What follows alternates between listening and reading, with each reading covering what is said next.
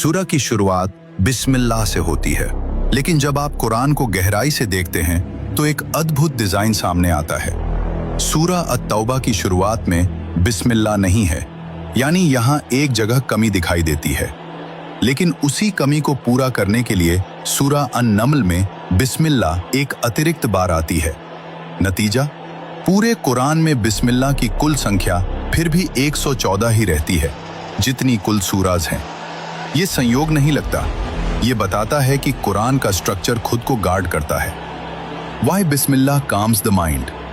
Psychology कहती है, जिस शब्द से आप किसी काम की शुरुआत करते हैं वही आपके ब्रेन का इमोशनल टोन सेट करता है।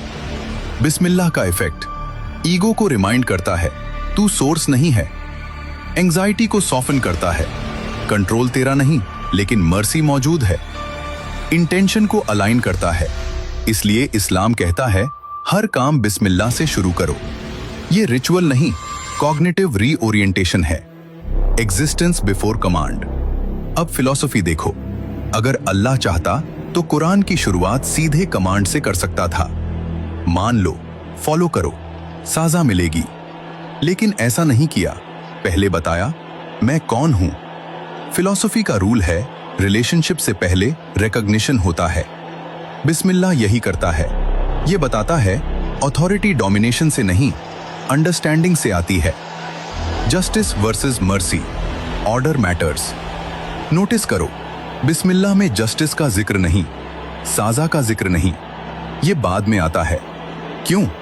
क्योंकि कुरान का ऑर्डर ये है, मर्सी, अंडरस्टैंडिंग, रिस्पॉन्सिबिलिटी, अकाउंटेबिलिटी।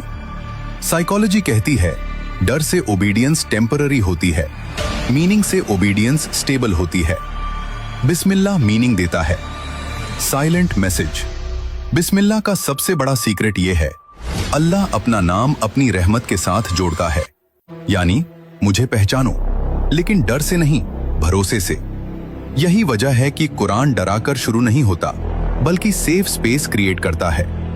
बिस्मिल्लाह सिर्फ एक लाइन नहीं है, ये कुरान का न्यूमेरिकल गेट है, रियलिटी का फिलोसॉफिकल एंट्री पॉइंट है, माइंड का साइकोलॉजिकल रीसेट है, साइंस की भाषा में इनिशियल कंडीशन है।